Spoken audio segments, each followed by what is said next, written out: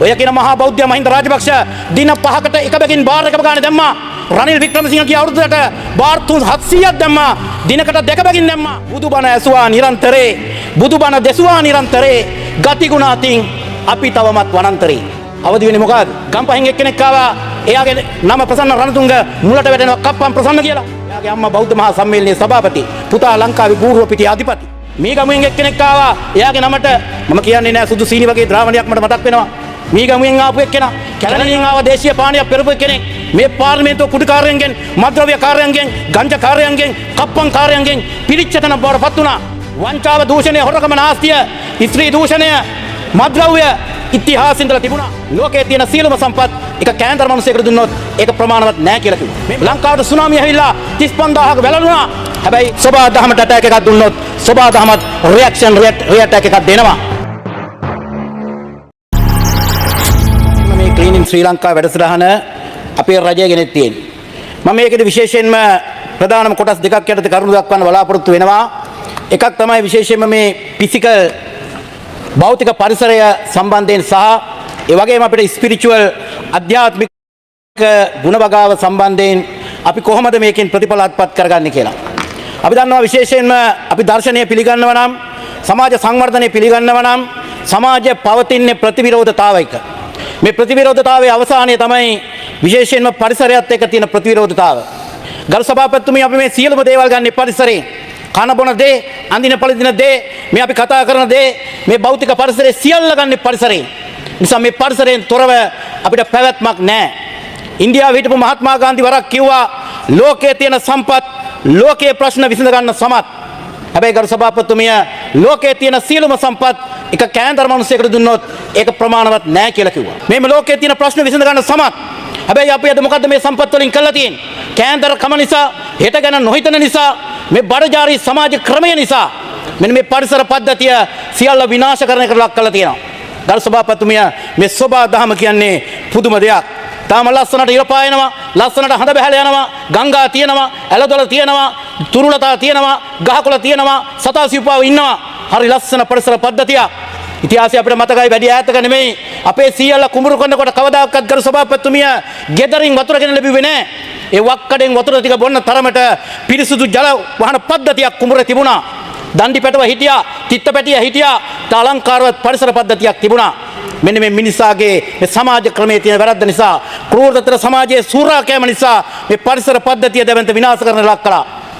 අද සියල්ල විනාශ කළා තියෙන්නේ. නිසා අපිට මේ පරිසරයේ බියුටිෆිකේෂන් එකක් අවශ්‍යයි, ප්‍රොටෙක්ෂන් එකක් අවශ්‍යයි. ආන් ඒ හින්දා තමයි මේක අපි විශේෂයෙන්ම ගෙනාවේ. ඒකින්ද තමයි ගෙනාවේ. අපි සමාජය ගැන ඉතිහාසය හිතුවා. විශේෂයෙන්ම අපි ගහක පළතුරු ටික කඩා ගන්නකොට එක අත්තක පළතුරු කැඩුවේ නැහැ. අපි සත්තු ගැන හිතලා ඒකේ පළතුරු ටික සත්තුන්ට දුන්නා. මුරු කුඹුරේම අපි ගොයන් ටික එහෙම නැත්නම් අස්වැන්න ටික කපා ගත්තේ නැහැ. එක ලියද්දක් අපි සත්තුන්ට වෙන් කළා. එහෙමයි අපි හිතුවේ. එහෙම හිතපු මිනිස්සු මේ සෝබා දහමත් එක්ක නරුම ගණදිනුකට ආවා. හෙට ගැන නොහිතන ගණදිනුකට ආවා. ඒකේ ප්‍රතිඵල අපිට තියෙනවා. සෝබා දහමට ඇටැක් එකක් දුන්නොත් සෝබා දහමත් රියැක්ෂන් රියැටැක් එකක් දෙනවා. ඒ නිසා තමයි මහා කඳු නායන්නේ. ඒ නිසා තමයි අපි ගොඩ ගහන කුණු කඳු වලට අපිම වැළලෙලා යන්නේ. ඒ නිසා තමයි ලොස් ඇන්ජලිස් විනාඩි 2ක් 3ක් ඇතුළ ලොස් වෙලා යන්නේ. ඒ හින්දා නිසා මේ සෝබා දහමත් එක්ක ගණදිනුවා ඊටාම සියුම්, මනරම්, සුන්දර, ලෙන්ගතු, දයාර්ථ ගණදිනුවක් වෙන්න ඕන. අන්න ඒ සඳහා මිනිසාගේ චිත්ත ධෛර්යය අවදි කරන එක මේ වැඩසටහනේ එකංගයක් කියලා අපි විශ්වාස කරනවා. ඒ විශ්වාස කරනවා. මේ සෝබා දහම හදා ගන්න ඕන. මේක මම වැඩියෙන් බර තියන්නේ කොටසට නෙමෙයි, ගොඩක් දෙනා කතා කරන හින්දා. අපිට අවශ්‍යයි ස්පිරිචුවල් පියුරිෆිකේෂන් එකක්. ෆිසිකල් බියුටිෆිකේෂන් වගේම ඊට වඩා වැඩියෙන් බර තියන්න ඕන ස්පිරිචුවල් පියුරිෆිකේෂන් එකක් අපිට අවශ්‍යයි. අධ්‍යාත්මික අතින් අපි අද කොතෙන්ද ඉන්නේ? තාම බරපතල බිඳ වැටිච්ච තැනක ඉන්නේ. රඹුක්කන සිද්ධාර්ථ හාමුදුරන්ගේ සින්දුවක තියෙනවා බුදුබණ ඇසුවා නිරන්තරේ, බුදුබණ දෙසුවා නිරන්තරේ, ගතිගුණ අතින් අපි තවමත් වනාන්තරේ. වනාන්තරේ සත්තු මෙහෙම නැහැ. වනාන්තරේ සත්තු මෙහෙම නැහැ. මට මතක් වෙනවා කර මූලාසන රුඩ മന്ത്രിතුමිය විද්‍යාඥ කණ්ඩායමකට උවමනා වුණා සත්තුන්ගෙන් පරීක්ෂණයක් කරන්න. එයාලා කැලෑවකට ගිහිල්ලා වඳුරු රංචුවක් ඉන්න ගහක් ගාව යටට කැම ටිකක් දැම්මා. වතුරේ හිටපු වඳුරු ඔක්කොම බිමට ආවා. පැටවුත් එක්කම බිමට ආවා. එයාලා ඒ වෙලාවේ බ්ලාස්ට් එකක් කළා. බ්ලාස්ට් එකක් කරපු වෙලාවේ වඳුරුන්ගේ හැසිරීම උනේ මොකද්ද? අත්තට අහු වෙන වඳුරු පැටිය ගත්තා, ගහ උඩට නැංගා. එහෙමයි සත්තුන්ගේ හැසිරීම. අපේ ඉස්කෝලයක් ඉස්සරහා රතිඤ්ඤාවක් දාලා බලන්න ඉස්කෝලේ යන වෙලාව.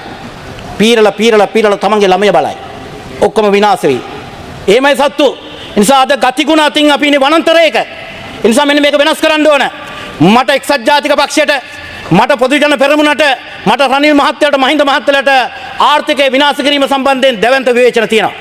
හැබැයි ඒවට සමාව දෙන්න පුළුවන්. ඒ විනාශයන් අපිට කැල්කියුලේෂන් කරන්න පුළුවන්. කවදා හරි මේවා රිකවර් කරගන්න පුළුවන්. ආර්ථික ඝාතකයෝ මේ සියල්ල විනාශ කළා.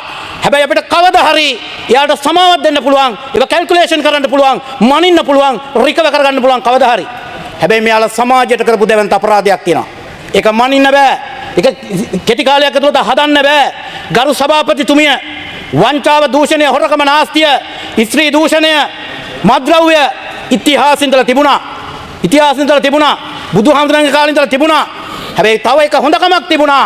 ඒ තමයි මේව කරන මිනිස්සු සමාජයෙන් පිටු දැක්කා. වංචාව කරනවා නම්, දූෂණය කරනවා නම්, ස්ත්‍රී දූෂණ කරනවා නම් ඒවා තිබුණා. ඒ වගේම තව හොඳ දෙයක් තිබුණා. ඒ තමයි ඒව කරන මිනිස්සු පිටු දැක්කා. හැබැයි පහුගිය කාලේ ඔයාලා මොකද කරේ? මට මතකයි කුරුණෑගල එක්තරා മന്ത്രിවරයෙක් ගුරුවරියක් දන ගැස්සුවා. ඒක වෙන්න පුළුවන් කියමු. හදිසියෙන් ඇති වෙච්ච ආවේගයකට එහෙම වෙන්න පුළුවන් කියමු. ඒ മന്ത്രിවරයා හිරගෙදර ඉඳලා එන දවසේ මම දැක්ක ආගමික නායකයෝ පිරිත් නූල් බඳිනවා, කරට මල් මාලා දානවා, නගර මැද්දේ කර තියාගෙන යනවා. ඉතිහාසයේ ඒවා ප්‍රතික්ෂේප කළා. මහින්ද මහත්තයලා, රනිල් මහත්තයලා ඒවට ඉනිමන් තියලා උඩට යන්න පාරවල් කැපුවා. ඒක තමයි දැවැන්ත විනාශය. ඒක අවසානයේ මොකක්ද උනේ? මේ පාර්ලිමේන්තුව පිරුණේ කාගෙන්ද? මේ පාර්ලිමේන්තුව පිරෙන්න ඕන උගතුන්ගෙන්, මේ පාර්ලිමේන්තුව පිරෙන්න ඕන බුද්ධිමතුන්ගෙන්, නැනවතුන්ගෙන් පිරෙන්න ඕන පාර්ලිමේන්තුව. ගම්පහෙන් එක්කෙනෙක් ආවා, එයාගේ නම ප්‍රසන්න රණතුංග, මුලට වැටෙනවා කප්පම් ප්‍රසන්න කියලා. මේ ගමුවෙන් එක්කෙනෙක් ආවා, එයාගේ නමට මම කියන්නේ නෑ සුදු සීනි වගේ ද්‍රාවණයක් මට මතක් වෙනවා. මේ ගමුවෙන් ආපු එක්කෙනා, කැලණියෙන් ආව දේශීය පානයක් පෙරපු එක්කෙනෙක්. මේ පාර්ලිමේන්තුව කුඩුකාරයන්ගෙන්, මද්ද්‍රව්‍ය කාරයන්ගෙන්, ගංජා කාරයන්ගෙන්, කප්පම් කාරයන්ගෙන් පිරිච්ච තැනක් බවට පත් වුණා. ස්පිරිචුවල් පියුරිෆිකේෂන් එකක් ඕන. අධ්‍යාත්මයේ දැවැන්ත වෙනසක් ඕන. මේ මානවය බිහි වෙන්නේ හෝමෝ සේපියන් කියන වානරයෙන්. ගරු සභාපතිතුමිය ඒ හින්දාද දන්නේ නැහැ. අපේ හදවතේ වානරයයි මිනිස්සයයි දෙන්නම ජීවත් වෙනවා. ආණ්ඩුවක් ඕන මොකටද? පාලකයෝ ඕන මොකටද? අපේ හදවතේ ජීවත් වෙන සතා යටපත් කළා මිනිස්සය අවදි කරන්න. ඒකට තමයි පාලකයෝ ඕන. ඒකට තමයි පාර්ලිමේන්තුවක් ඕන. ඒකට තමයි අනපනත් හැදෙන්න ඕන. අපේ හදවතේ ජීවත් වෙන සතා යට කළා මිනිස්සය අවදි කරන්න. ඔය කියන මහා බෞද්ධ මහින්ද රාජපක්ෂ දින 5කට එක බැගින් බාර් එකම ගානේ දැම්මා. රනිල් වික්‍රමසිංහ ගිය අවුරුද්දට බාර් 700ක් දැම්මා. දිනකට දෙක බැගින් දැම්මා. අවදි වෙන්නේ මොකද? අපි දන්නවා මේ පාර්ලිමේන්තුවේ Facebook කාර්යෝ ඉඳගෙන දින 6කට එක බැගින් Facebook ගානේ දැම්මා. එයාගේ අම්මා බෞද්ධ මහා සම්මේලනයේ සභාපති, පුතා ලංකාවේ පූර්ව පිටිය අධිපති, පාර්ලිමේන්තු ඇමති. එහෙම කටයුතු කළේ. මද්ද්‍රව්‍ය ගෙනෙල්ලා, කුඩු ගෙනෙල්ලා, ගණිකාමටම් දාලා මෙරට විනාශ කළා. ඒ නිසා අපිට ඕන හදවතේ මිනිස්සු අවදි කරන්න. අධ්‍යාත්මික මිනිස්සෙක් ගොඩනගන්න. අන්න ඒකට තමයි අපිට ඕන ස්පිරිචුවල් පියුරිෆිකේෂන් එකක් ඕන. ඒක කරන්න පුළුවන් දැවැන්ත ආකාරයෙන් කලාවට. අපි හිතන මේක කලාවත් එක්ක බද්ධ වෙලා යන්න ඕන. මිනිස්සෙක් හදන්න ඕන. වැඩක් නෑ අපි කොච්චර බුද්ධිමතුන් හැදුවත් අම්මා මහලු මඩ වෙනම් දරුවා අනාථ නිවාසයක නම් වැඩක් නෑ. ඒ නිසා අපි වෙනත් සිතන ආකාරයේ මිනිස්සෙක් නිර්මාණය කරන්න ඕන. අපි හිතනවා මෙන්න මේක ඇතුලේ අන්නේ උත්තුංග අරමුණ තියෙනවා කියලා අපි විශ්වාස කරනවා. ඒක අපිට හදන්න පුළුවන්. ඒ වෙනුවෙන් තමයි මෙදිහත් තියෙන්නේ. ඒ නිසා අපි මෙන්න මේ දැවැන්ත වැඩසටහන ඇතුලේ අපිට කරන්න තියෙන විශාල කාර්යභාරයන් ගොඩක්. ගරු සභාපතිතුමිය අපිට සංවර්ධන ඉලක්ක සපුර ගන්න කොළඹ විශ්වවිද්‍යාලයේ හිටපු මහාචාර්යවරයෙක් වරක් කිව්වා. ඒ මහාචාර්යවරයෙක් කිව්වා අපිට 107ක 8ක 9ක ආර්ථික වර්ධන වේගයක් ගන්න අඩුම ගානේ දලදේශීය නිෂ්පාදන 130ක්වත් ආයෝජන ඕන කියලා. අපිට සේවින්ස් අඩුයි, එච්චර ආයෝජන කරන්න බෑ. එහෙනම් මේ රට හදන්න මොකක්ද තියෙන්නේ? සෝෂල් කැපිටල්, සමාජ ප්‍රාග්ධනය. ඉතිහාසයේ මහා විශ්වකර්ම නිර්මාණය කළේ අපි ණය අරගෙන නෙවෙයි, තාක්ෂණය අරගෙන නෙවෙයි. සීගිරිය ගලමුදුන්ට වතුර ගෙනිච්චා. සෙන්ට්‍රික් වතුර පම්පේ නැහැ, ජිනසේන වතුර පම්පේ නැහැ. 70ක්ම 1000කට අඟලක් තියෙන යෝධාල හැදුවා. මෙත්තා කරුණා මුදිතා උපේක්ෂා කියන බුදුගුණ කැටි කරලා මහා කලුගල් නිර්මාණය කළා. වැව් 32000ක් හැදුවා. මහා දැවැන්ත විශ්ව නිර්මාණකයි කොහොමද? ඒ තමයි සෝෂල් කැපිටල්, සමාජ ප්‍රාග්ධනය. මෙන්න මේක අවදි කරන්න. මේක අවදි කරන්න. ඇමරිකාවට කත්රිනා කුණාටු ආවා. අවුරුදු 2ක් ගියා යලි සුවපත් වෙන්න. ලංකාවට සුනාමිය ඇවිල්ලා 35000ක වැළලුණා. හැබැයි මාස 6 යනකොට යලි ගොඩ ආවා. එයාවේ සෝෂල් කැපිටල්, සමාජ ප්‍රාග්ධනය. මම එක උදාහරණයක් ඔබතුමීට කියන්නම්. ගිය අවුරුද්දේ ලංකාවේ දන්සල් ලියාපදිංචි වෙලා තුන 17760ක්. 17760ක් අපි මේ රටේ තරුණයන්ට බනිනවා ඉබාගාතේ යනවා ෆෝන් එකේ ඉන්නවා කියලා. හැබැයි ඒ දන්සල් දෙද්දී තරුණයා මොකද කරන්නේ? ගමේම ගිහිල්ලා බඩු ටික එකතු කරලා මඩුවක් ගහගෙන හට්ටි මුට්ටි ගෙනෙල්ලා දන්සල් 17000ක් දුන්නා. ඒ තරුණට කිව්වත් පුතේ ඒ දන්සල් 17000 වෙනුවට මේ පාර ගමේ අහිංසක මිනිස්සුෙකුට දුප්පත් මිනිසෙකුට ගෙයක් හදමු කියලා. ගඩොල් කට 1000යි සෙබිලිත හඩු 20යි ගමේ මේසන් මහත්තයා ඉන්නවා වඩු මහත්තයා ඉන්නවා මේ වෙසක් පොයට ගෙවල් 17000ක් හැදෙනවා.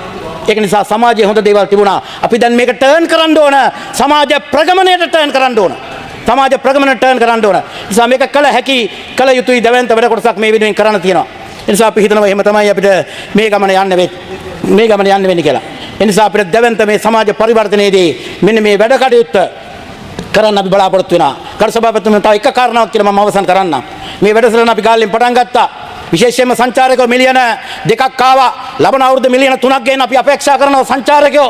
එහෙම තමයි අපිට ඩොලර් ටිකක් අපි හොයාගන්න බලන්නේ. සංචාරකයෝ ලංකාවට එනකොට පොඩ්ඩක් මේක ලස්සන වෙලා තියෙන්න ඕන.